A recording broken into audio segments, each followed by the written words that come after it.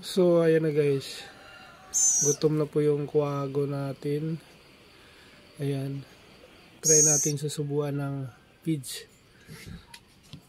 kung kakain siya. Pag kumain to, mabubuhay ito eh. Sayang kasi, napulot ko lang ito eh. So ayan guys, subukan natin.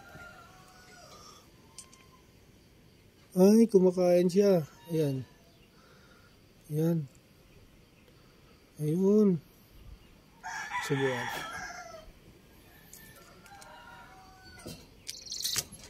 So ayun guys, gutom na gutom siya. Actually kasi wala pa akong idea kung ano papakain. Pero subukan natin mag-research.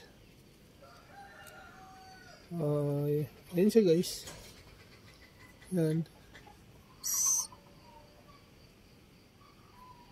Gutom na talaga. So, susubo natin.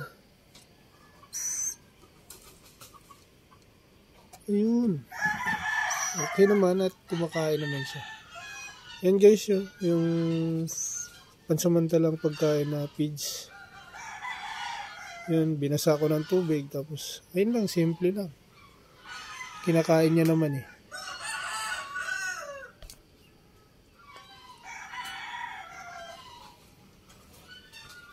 Kaya lang kailangan mo siyang isusubo. Ayan eh.